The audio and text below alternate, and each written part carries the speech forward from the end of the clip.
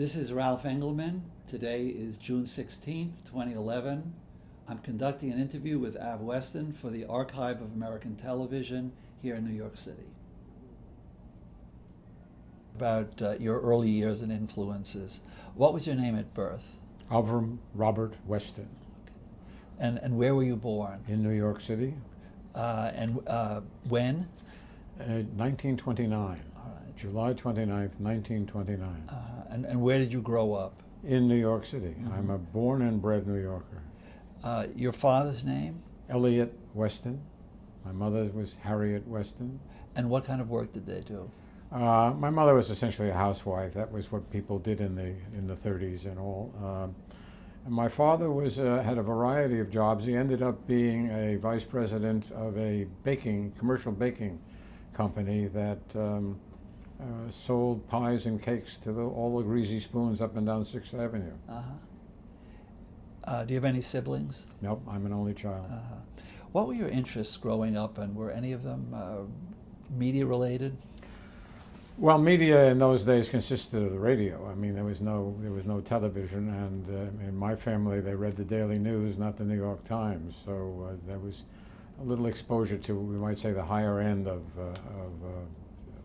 news gathering.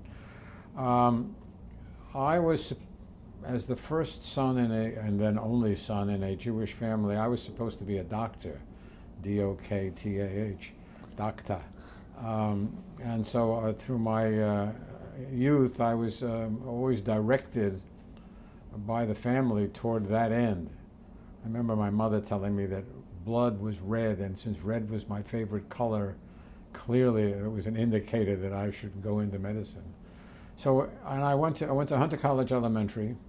I went to Bronx Science as a pre-med. I went to NYU as a pre-med, but more about that later because it played a role in my shift to journalism. Could you explain that shift? Sure. The family sort of ran out of money while I was in college. We're talking about 46, 47, 48, and 49. So I had to get a job over the summers. And I got a job on the overnight at CBS Shortwave News in 1947. CBS still had a government contract to provide newscasts for Latin America, and that's what this area was about. And my job was to sit in a small cubicle with the teletypes, and if a bulletin moved, bulletin being 5 bells on the teletypes, I was to wait till it printed out, rip it off, and then carry it to the editor. And I remember specifically that it was about 3 o'clock in the morning, and a bulletin moved that a ship was sinking off Newfoundland. And I waited till it printed out, and I ripped it off, and I realized in the 20 paces from the cubicle to the editor, I was the only person in CBS News headquarters who knew that information. The ultimate insider. That's the epiphany. That's what I wanted to do. So I went back in my senior year at NYU, and no, I guess it was my junior year, because I went back and I changed my majors to English and history, got rid of all the organic chemistry, all the analytic geometry, all that stuff that we were doing, which I was failing at. I mean, my marks were dreadful. The shift over, the marks became tolerable anyway. I went back to so that was what shifted me over. And then I went back to CBS as a summer replacement copy boy, but this time to the network in 1948. And that's, I mean, you have to realize what it was like for a 17-year-old kid. I was pretty young. I graduated college at 19. A 17-year-old kid walking in the corridors at CBS News, getting people coffee and cigarettes and sandwiches and things like that. But these were the men, no women, by the way, in those days. These were the men who I had listened to as a kind of news junkie throughout the war. There was Douglas Edwards, and there was Richard C. Hotelet, and there was a whole host of them. Ultimately, these people became my mentors. I was Shirley Worsper, who was then Shirley Lubowitz and hadn't yet secretly married Joe, was sort of took an interest in me and taught me how to write for radio news. There was a special technique, and she taught me it. And along the way, I then started writing. Turned out to be a pretty good writer, even as a copy boy. But by the time I graduated college, which was '49, and I came back to CBS, because I'd been there now 3 years as a summer replacement, and a job opened up, and I became first a mail boy, and then after about 3 months moved back to the newsroom, where I was a copy boy. Incidentally, there were 3 copy boys at that time, which are worthwhile noting. One was me, one was Jules Bergman, who went on to become the science correspondent for ABC, and one was Lou Ciaffi, who went out and became a network correspondent for CBS, and then for I guess it was for ABC. Can you say a word about your contact with Edward R. Murrow, or just in your impressions in general of some of the people I you was worked with? I was Murrow's copy boy. That is when my shift was on, and I remember I have somewhere an LP record of his Hear It Now series, to which he autographed to Ov, which he spelled O-V, not Ov, A-V, because but a copy boy, what the hell, you take it any way you can, to one who labors in the same vineyard, Ed Murrow. And I still have that somewhere. I really ought to dig it out, because it's probably, as a legacy, worth something. Your impression of Murrow Well, I mean, you know, I'm the kid, for God's sake. When I saw that movie about the McCarthy era, I was there as the copy boy. I was not invited into the room when these meetings occurred. I kiddingly say I'm the guy who got him the cigarettes and coffee that killed him. I mean, he smoked like a fiend. He was essentially not isolated, that's not the right word, but essentially distant from everybody else, and everybody else at my level, and the writers in the newsroom, whereas the rest of the so-called Murrow boys, they were all pretty young when you think about it. Now that I look back on my career, they were young guys, and some were in their early, middle 30s, and so they sort of took a liking to me. I was very fortunate. Eric Severide was one of my monitors, in fact, my mentors. In fact, my son's middle name is Eric, after Eric Severide. Charlie Collingwood we used to say, "Hey kid, you don't do it that way," and that was what frankly happened almost all the time. I was "Hey kid," and which gave me some opportunities along the way. Yeah. Could you say something just about radio journalism in that period? What were the important qualities of a radio reporter? Well, radio reporting consisted in the beginning, in '46 and '47 and '48, when I was there as a copy boy observing, sitting in a studio and reading a script that you'd written or had been written for you. By the time I got there got there to be more than a temporary employee, I was very fortunate. I knew how to use a tape recorder. And they began to send me out with a tape recorder, and then others as well, to do on-scene sound and reporting. Part of that was a result of the success of Hear It Now, which was the Friendly Murrow radio collaboration, and they went for natural sound. And they used to send me out to get natural sound. I remember one thing a week they sent me out to do was to cover the departure of the 4th Infantry Division, which was the first American unit to be sent back to Europe for NATO. Mm-hmm. And so I went out, and I remember collecting audio of tearful people, because the civilians were on the dockside as the boat went out, and the bands were playing and all that. So I collected all that. Now that was the beginning of radio reporting moving out of the studio and bringing back the sound of an event. Right. Could you say something about that technology, the tape recorder, the size of it? This was something quite new. Oh yes. Right? Well, there were. You had wire reporting before. I did a piece. I wrote. I was asked to write something. I remember it because I was always stunned to see there it is in print and there's my name on it for some gala that the industry was staging, Radio Directors Guild or Writers Guild or whatever. And I entitled it Maggie, Minnie, and Me.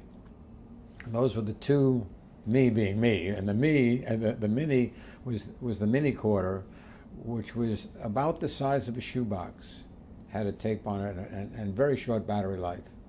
And you had a little microphone. There is, in fact, I'm delighted to do this dump about it. I haven't thought it for years. They assigned me, I guess it was Fred Friendly or Irving Gitlin. It was Irving Gitlin was doing a series called Nation's Nightmare, which was the first stuff about drugs. This is 1950. And they assigned me with my little mini to go out and cover a community meeting somewhere in the Bronx or Harlem in New York, where people were expressing concerns and outrage about drugs. And I was running around this room holding the microphone, which really looked like a lollipop, like that. Well, Life magazine was there as well, covering, and I was in front of every one of the people. My hand was in the picture.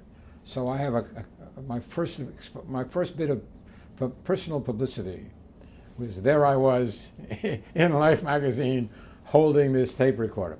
But the point was that was the smallest one. Then we moved to larger ones, which was the Magnolite or whatever it was. Maggie was short for it, which you could record for an hour, again on a battery, or you could plug it in.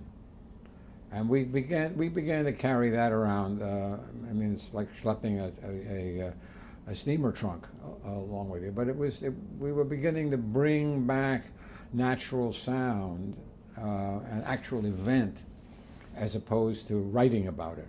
Right. What about, were there an investigative dimension to some of the radio news at the time? There was a radio documentary unit at CBS, I believe, and I think that's where Fred Friendly was originally hired for that unit. Well, maybe. I mean, I don't deny that. I suspect that's true. But aside from, for example, the definition of investigative today is different than what it was then. I think covering stories then that were not in mainstream political news or economic news was probably regarded as investigative. I suppose Nation's Nightmare, which won the Peabody, would have been an investigative situation. But the idea of uncovering material, finding the document that gave the lie to something, I don't remember that being the case. Yeah. That's not to say it didn't happen, but I don't remember it being the case. Right. Any other stories that from that time that you recall that you want to mention that were particularly interesting to you? Well, maybe as I sit here, something will come back. Okay. All right.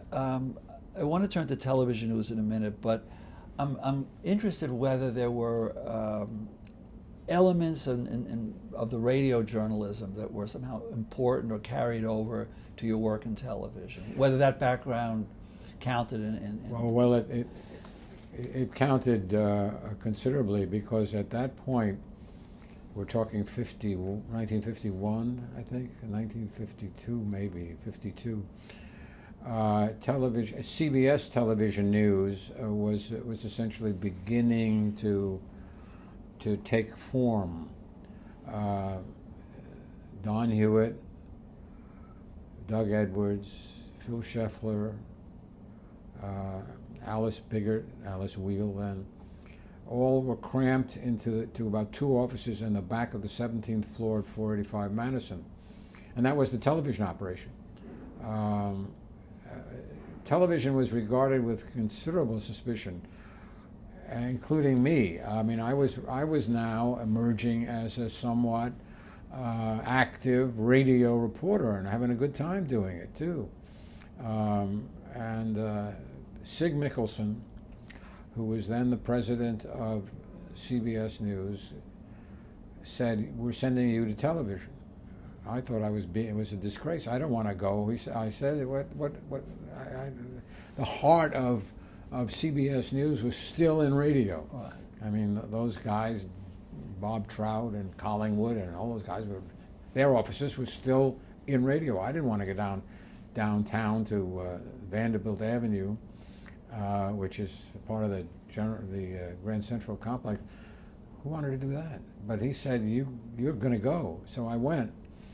And what I brought to it was a sense of how we organize material for a radio cast, a radio newscast, which was, I mentioned before, Shirley Lubowitz taught me how to organize stuff as well as to write it, so that that organization I could bring to television, and then had a sense that you had another toy, which was the visual.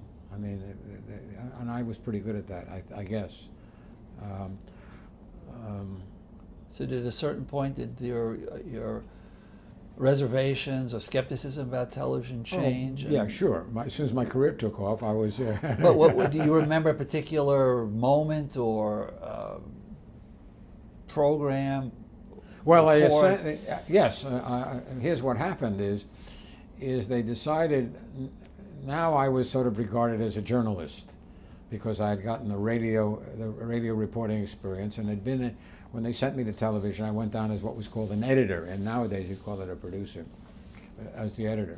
So I brought that sensibility to the party, and again, Sig Mickelson decided they were going to try an experiment with somebody with a journalist background be a better director-producer.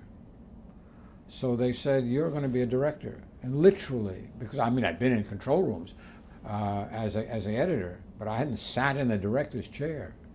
So that was 1953, I think. I was now, poof, you're a director. And that was really learning on the job. I mean, you had 3 cameras, and there was no such thing as a zoom. You had turret lenses, and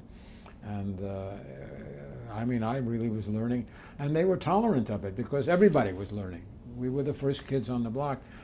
I mean, I remember as a director, now honored with the title of director, I was given the same rights to visit the control rooms of other projects, and I stood in the back of CBS Studio One, which was a drama show, while Yul Brynner was directing. I mean, imagine all of that. I mean, clearly what he was doing was far more intricate and difficult, and he had to get the actors to do things. All I had to do was make sure the cameras were essentially pointed in the right direction. And then, as a director, and it was called a producer director, and I really emphasized the producer part. I remember that we began to create visual elements to enhance what we were doing. We built a model of the universe with the moon and the Earth. When we took a whole studio, and the moon was over here, and Earth was over here, and the camera traveled through space, and all of that. All of that was part of our coverage of the first space shots. And I was particularly enamored of huge, big pictures hanging as set design. So we did a series in the 50s called The Arab Tide, which, by the way, ended up winning a Peabody. My contribution was I was the producer-director, but listen, producer-director is a laugh, and retrospectively recognizing what I had done since then to shape something. I mean, I could rely on CBS correspondents like David Schoenbrunn or Winston Burdett or Dan Shore to essentially write the whole thing. And then I could illustrate it, which I did. But the editorial input was really theirs. But I was learning how to do editorial content as well. But as a director, I mean, that was a major increase in responsibility, power, if you want. Right. But I imagine it was still difficult. I mean, in radio, you were going out and getting, actualities, but in television, it was like a step back in terms of the challenge, I would imagine, of going out and covering things. Or we not. were beginning. This is something that Murrow contributed a lot of stuff, but one major internal contribution that Murrow made was to insist that CBS News not buy its film, black and white film, from an outside source, which is what we had been doing. We're buying it from an outfit called Telenews. He insisted that as if it was going to be a legitimate news organization, it needed its own film crews. And they did. So we were beginning, particularly evening news. Don Hewitt had at his command the resources of maybe 2 or 3 crews, one in Washington, one in New York, one somewhere else, and of course you have to ship. There was no communication, no feeds, no landlines, which was to come later and be quite a significant thing. So we were beginning to get video. I was then became the producer of the news segments, and ultimately became the director of the whole show, of one of the attempts by CBS to catch the Today Show, which would make, we're probably talking 53, 54, maybe 55.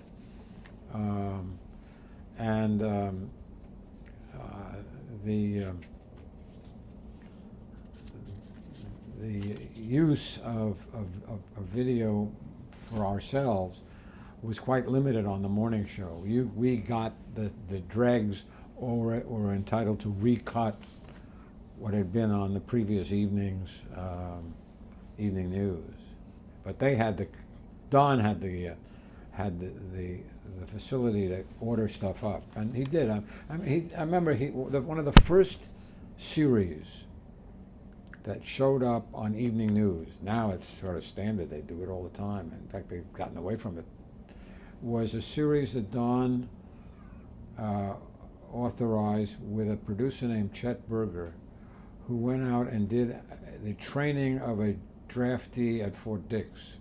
This is the 50s, and the Korean War's on and things of that sort. So that was, we were beginning to move it out in that regard. Yeah. What was the format of the evening news in that period? And what kind of stories were covered? Well, more hard news compared to what definitely. we've seen. Definitely hard news. Although in that transition from buying news from Telenews, which had the famous steel pier horse, the horse at Atlantic City, there was a show at Atlantic City where a horse dove into the water. It was a classic example of what newsreels were doing as opposed to television news. So we're getting away from that and getting our own stuff.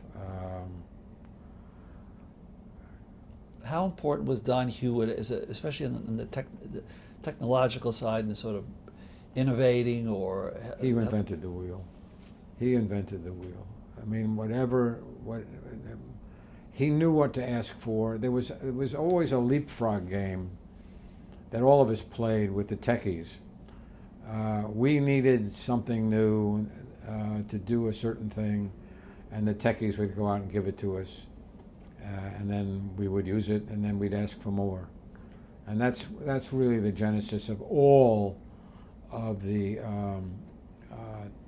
technical stuff that now is commonplace, whether it's graphics or things like that. I mean, just leaping ahead briefly, when I ran evening news at at ABC, or even before when I ran morning news at CBS, we had to literally paste numbers on pieces of paper, on cardboard, so that we could have a chart. And it was not unusual for us to discover that just before air there was a mistake in the chart, and there was no way of fixing it, so we didn't do it, which is one of the reasons why economic news really never got covered at all, because it's a very high-risk thing. You want to say anything else about your relationship, working relationship with Don Hewitt, as well as Walter Cronkite, Roger Mudd, Dan Rather, others in that period? Well, I worked with them all.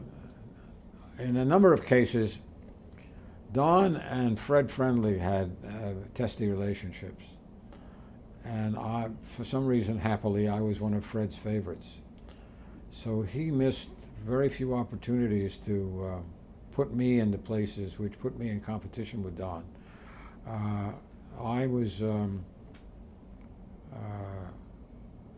For example, I became Fred's main director for all of his programs, whereas I supplanted, if you will, in that regard, Hewitt, who had done the famous See It Now broadcast of linking the two coasts and things like that.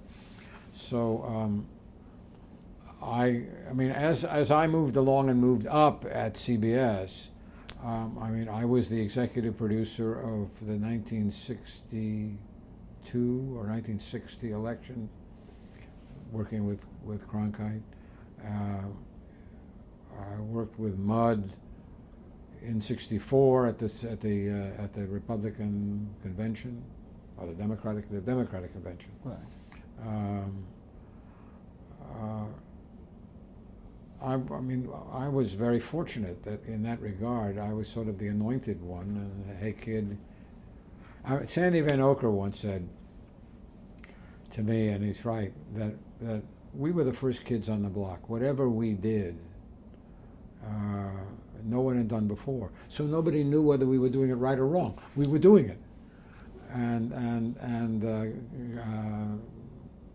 much of what we did probably would have been rejected today because it was marginal but it was the first time ever. So I mean, an example. I'll give you an example. I'm leaping ahead a little bit, but I was sent to Europe as the first news producer director for any network, and that was CBS in 60, 61, 62, and I was aware that the May Day parade in Moscow was covered by Soviet television and made available to Eurovision, which meant that it was available, coverage of it was available to be videotaped in London. And the time difference worked in our favor because Moscow was like 2 hours ahead of London, and London was 6 hours ahead of New York. And I remember I arranged for a private company in London to videotape the Soviet feed. And we stuck it on the plane, on the jet, Pan Am, early jets, Pan Am jet, and it got to New York. And Hewitt, who was doing evening news at that time, had a special van, video van at the airport, and they put it on, and that was the first time that same day May Day coverage from Moscow was on in New York. So that's the kind of, I mean, I got a lot of, we used to call them herograms. People, wow, that's terrific. Actually, it was because it was the first time anybody had done it, but it was not, retrospectively, it was not that dramatic, but it was quite useful, I think. Right, but wouldn't you say, compared to radio, that television, much more so than radio, is a producer's medium, and you, and that role wasn't a very important role, putting those pieces together, given the technology of television? I'm not sure I follow the question. You know, just in general, whether it's getting that video or putting all the technological elements together, that in television is, radio I think was one of the reasons that perhaps Murrow was more, like others, was suspicious of television, that you've got a lot more people and you've got you're more dependent on a producer. Yes, there's no question about the fact that, and I was a producer. I mean, I always regarded myself as a journalist first and a producer second. Some of my colleagues felt it the other way around. I mean, I'm talking about later years. I always looked for a journalistic underpinning to whatever we produce. But television is a team operation in which the editorial input and the technical input are melded in the body of the producer and the on-air talent. Whereas in radio, it's one guy and the technician throws a switch. That's what I mean. Yeah. I mean, going back to an anecdote about my career, when I decided in that moment of epiphany that I did not want to go into being a doctor, but wanted to go into radio, my relatives, who landed on me with both feet, insisted if you want to do that, you have to have a profession, become an engineer. Well, I knew what radio engineers did. They sat behind two dials and threw a switch that said you're on the air. I wasn't going to do that. There was no engineering in that. Whereas in television, because it was more of a team operation, the techies played a bigger part in what we could do. They created, in response to our request, devices that put Chiron, to put letters on television, or Quantels that enable you to split the screens and things like that. They have 47 different languages since my day of stardom.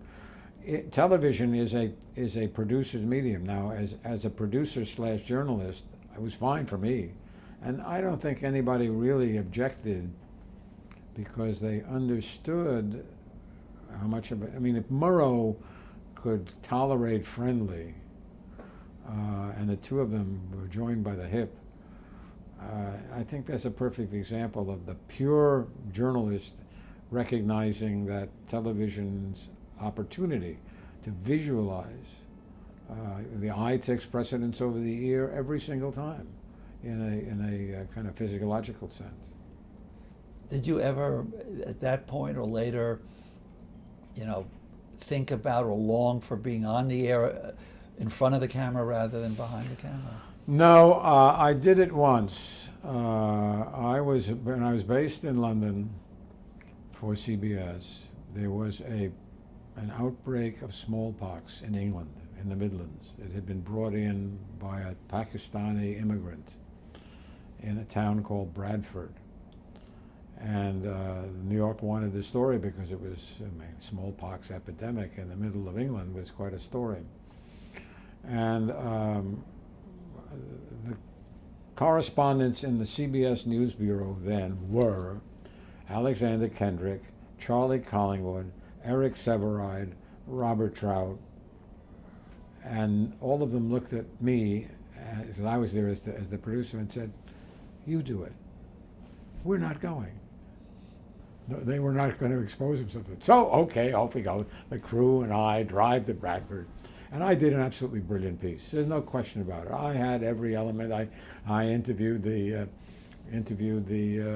policeman who was, or the health expert, the usual suspects. And I did the whole thing, and I bundled it together, and I knew it ran about 3 minutes, which was, that was like a life. Nobody ran any 3-minute pieces. I shipped it back to New York, and I avidly watched for the logs to see what they did, and it ran at about 1:15. Hewitt had cut it and cut it and cut it. I decided at that point that in the future, I was going to be the guy who sent somebody else to the smallpox, and I would be thank you in the studio. I also, in fact, had an ability to see a larger picture than the one story. Not that the one story was unimportant, but I had done that, and that was when I decided I did not want to be on camera. Somebody else was going to send me. No. I was going to go anywhere. It's because I wanted to go and I wanted to see it, or I could contribute something with a sense of judgment. You won a William S. Paley Foundation Fellowship to attend Columbia in 1958. What was that about? It was open to people who worked in public television. It was open to people who were affiliates of, worked for affiliates of CBS Network, and it was open to network employees. There were eight fellowship. And I applied, and I had two secret admirers. I didn't know that. Both of whom were on the selection committee. One was Charlie Collingwood, and the other was Lou Cowan, who was then the president of CBS. He had been in a control room one day and had seen me operating, and on high, well, who's that kid, and things like that. I was always the kid. It was really very true. And so I won it, and we got to Columbia, and it was for any discipline at Columbia except the journalism school. The idea was you were to take courses and broaden your knowledge. We were greeted by Jacques Barzin, who was then the dean of the school, and he looked at us, and we're a pretty elite group. I mean, there's no question about it, that this was a pretty fancy crowd. And he said, it's too bad this is only a year, because if you were here for 2 years, you could all get masters. What the hell? I can do it in 1 year. Mind you, I had been working at CBS, where 12-hour days were normal. I mean, you were supposed to schedule for 8 hours, but you stayed until the show went on the air, or until the feed came in, or whatever, a million reasons. So a long day was not a long day. And I said to myself, I'm going to get it in 1 year. So I enrolled in the Russian Institute, and got my master's in 1 year. I took the Russian language, which got my language qualification out of the way, because I had rudimentary French left over from when I was in college myself, and I got my master's in 1 year, and it really was. It was being exposed to a very deep understanding of the Soviet system that stood me in extraordinarily good stead. Years later, when I was running evening news, I could essentially parse international affairs better than most, because I had that year of intellectual stuff that was pouring in. Yeah. Speaking of the evening news, all right, in '63, the transition from 15 minutes to 30 minutes. Mm-hmm. How did that change the evening news? How did that? Well, there was obviously a significant change. That and the advent of color was another one. I was brought back from Europe by Dick Salant to create the CBS Morning News, which was a half-hour program, which was to go on the air the same day as the new half-hour evening news. And Mike Wallace and I were teamed up. Mike had been had a number of careers, but he had most recently been the spokesperson for Parliament cigarettes. And I remember sitting in Salant's office with Mike, and Salant said to Mike, "You listen to him. If he tells you to do it, you do it."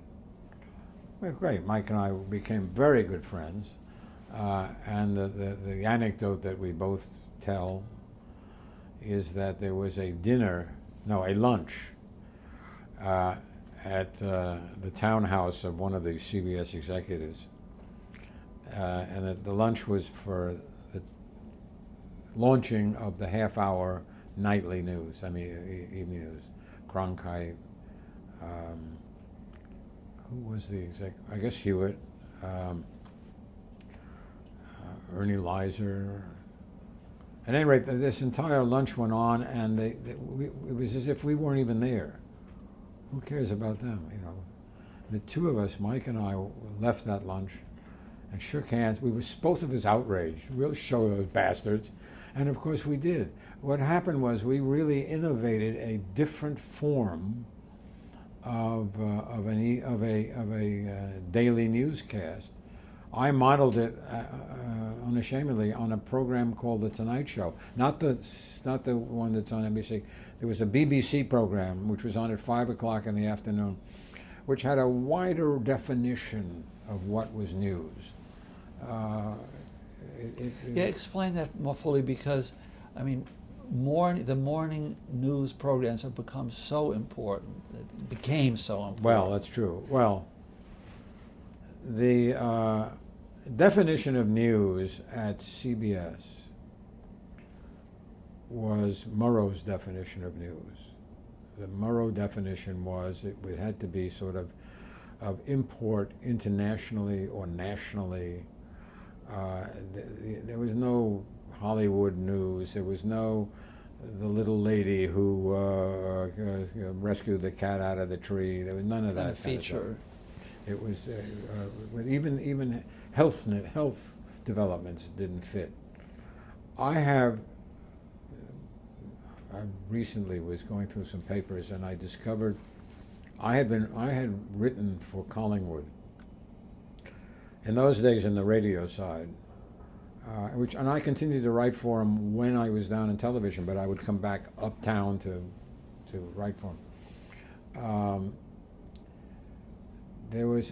I found a script for a show that I had done, and the way it had worked was that I wrote 10 minutes worth of news, and Collingwood wrote 5 minutes analysis. And that was the procedure at CBS. Hoddle had a program like that, Severide had a program like that, and somebody else generally wrote the news summary, and then they would write the commentary. So I found one that I had written for Collingwood. And I will tell you that in 10 minutes, my guess is, and I'm looking at it again in terms of the number of pages, there was about 6 minutes of the 10 was on this particular night devoted to the issue of multinational manning of a fleet. You're looking at me blank. What is that? Yeah. Well, there was a great debate in the 50s about whether NATO would build its own fleet and have multinational manning, Frenchmen serving alongside Germans, alongside Brits, and what have you, and who would be in command and things of that sort. And there was an extraordinary debate about it, and Congress was involved because it meant Americans building it or serving in it and things like that. 6 minutes, one night, imagine. But that was the CBS definition, and I'm sure there were other things that got ignored. But so that's how we operated, and what I saw when I went to London and saw the Tonight Show. It broadened it out. It was kind of interesting. There weren't exactly features, but there was softer news that was news. It hadn't degenerated to what is now goes on, where God knows who's sleeping with whom and what have you is the lead. So we did that, and I discovered years later that this was at 10 o'clock in the morning. 10 o'clock in the morning, we had extraordinary ratings. They never told us. CBS never told its employees, at least they never told me what the ratings were like. But they were extraordinary. They were so good that the network realized there was an audience there that could be captured by what? Entertainment. So what they did was they took us off the air and put in I Love Lucy reruns into that time period, which of course also did well. But it was because of the CBS Morning News with Mike Wallace at 10 o'clock in the morning that the network established itself in that time period.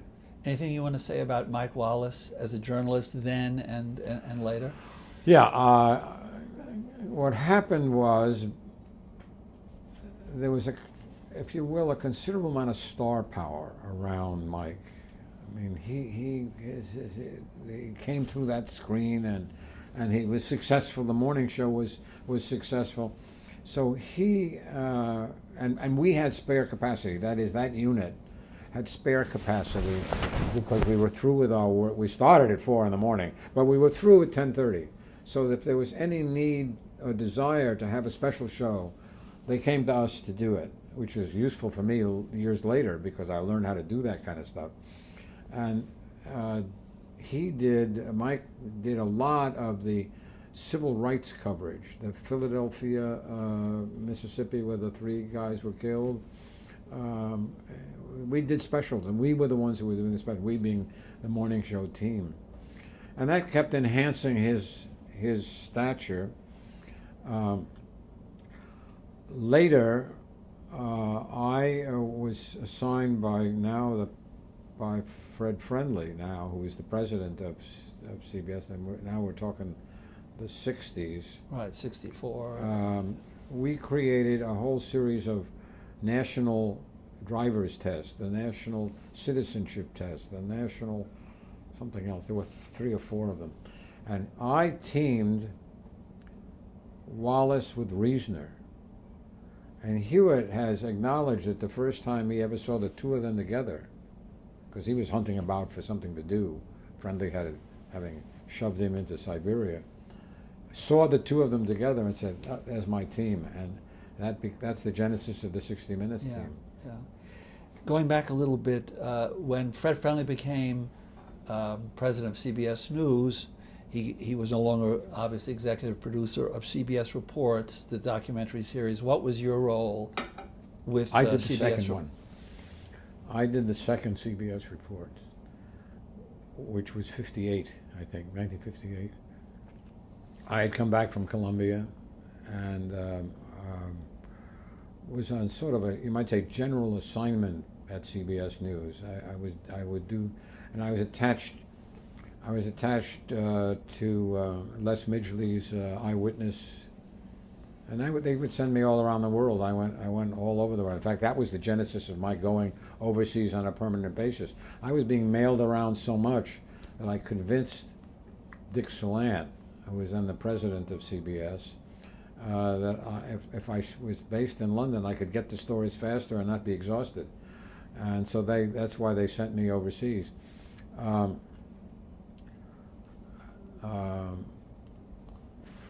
I mean, the But while you're talking about being, well, it's just CBS. So you worked on documentaries. Oh yeah, that's right. For So CBS Reports. Fred, I did the second one. It was called The Population Explosion. We spent 13 weeks in India, the worst period of my life. God, I had a wife who was pregnant, and there was little toleration for your personal life at that time in that environment. So I spent a lot of her pregnancy in India, and that was the second. The first one was Biography of a Missile, which was Murrow and the famous shot of him standing there with a 25. This piece cost 25 cents to build, and it blew up this rocket. If they had realized why some missile had failed. I did the second one, which was Howard K. Smith, on the population explosion. That was my experience with documentaries at CBS. Right, and that was a kind of a period, a golden age, really, of network documentaries. It was extraordinary. In those days, if there was a documentary on the air, enough people went to see it to make it a major communications event for that night. That subsequently happened at ABC for me later on, when I was made vice president for documentaries and created this ABC News Close-Up. Yeah. And we'd get, if you look back at press reviews, it was as if the second coming had occurred, that what ABC was doing. Yeah. Were you involved with Harvest of Shame at all? No. no. Okay.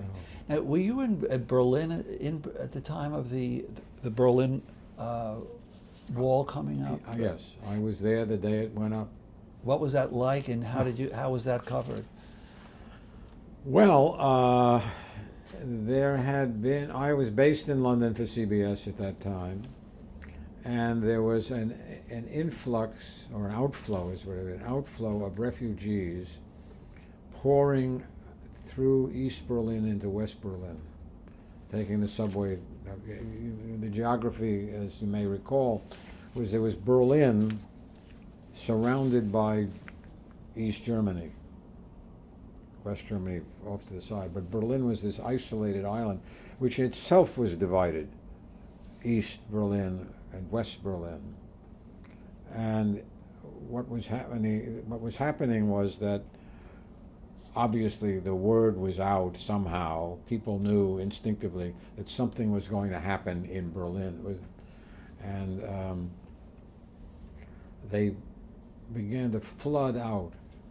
And these refugees, thousands of them, were streaming across the border between East and West, Berlin, at the Marienfelde, what was it called? Well, it was a Marienfelde refugee camp. And so Dan Shore, who was the CBS correspondent for Germany, went there, and I joined him. And we were there having dinner one night, and he got a telephone call from somebody who said, "You better get down here. Something strange is happening." It was now after midnight. We went down to the Brandenburg Gate, brilliantly floodlit. You know, to this day, when I pass a Con Ed construction situation where they're doing emergency repairs in the middle of the night, and they have these big sort of lights on, well, that's what it was. And we watched as these the Volkspolizei, the so-called Vopo, with their jackhammers, would drill a hole, and then they'd move on and drill another hole, and they'd drill another hole. Behind them came a truck with concrete, precast concrete stanchions, which they drop in the hole. Behind them would come another truck with a slab of concrete, which would slide in between the two holes. And that was the beginning of the wall going up. And we watched it and we filmed. And the next day, we went to the French sector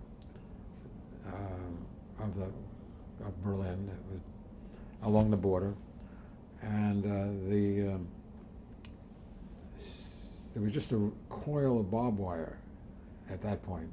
The wall thing was being constructed behind it, but there was this coil of barbed wire. And the CBS cameraman, a guy named Jürgen Neumann, I remember him very well, caught a signal, if you will, from one of the Volkspolizei on the other side that he wanted to come over. And Neumann had seen that if he picked up his camera, the Volkspolizei would turn away. They didn't want to get their picture taken. So he created a diversion by ostentatiously filming all the colleagues of this guy who wanted to come out, who did come out. And there was a photograph taken at the time, if you went back and researched the still photograph coverage of it, of this Vopo jumping over the barbed wire roll. Yeah. But it was quite an interesting time because we were no satellites, and it was all film. So you're shot and shipped.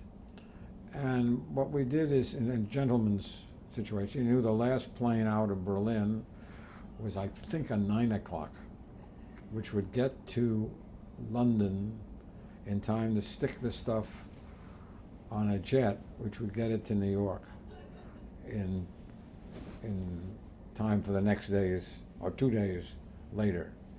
Yeah, 9 o'clock. It would overnight to Berlin, and then it would take the morning flight to New York, and then it would be on the air. So, I mean, we had what we called orange bags. they were, in fact, one was, CBS's was yellow and NBC's was orange. It was kind of a fabric bag. You put your film in there, and one guy would volunteer to take it to the airport and ship it. That's what we did. It was very gentlemanly. Then we go out and have dinner. You know. Speaking of the Cold War, and going back to the domestic aspect, that is the period of the blacklist and McCarthyism, how do you remember that period at CBS? We all had to sign loyalty oaths. And I must say, all of us did. I don't know of anybody who didn't. Was there any discomfort in doing so? Well, I was a kid, I have to say, so, I mean, it'd be nice to be noble and say, God, I'd never do it, I wouldn't have done. No, I mean, the management said sign, so you signed. I mean, I think that was my case. That may not have been others, but I remember covering McCarthy in New York. I guess it was radio, come to think of it. I know it was radio now that I think about it. It was some hearing, and I showed up with my little tape recorder, and we were recording it, and Roy Cohn saw me and made an elaborate introduction to me, because he didn't know who I was, but I was clearly there for CBS, and he knew what the potential was. I, in a naive way, was flattered. My goodness, McCarthy's guy is talking to me.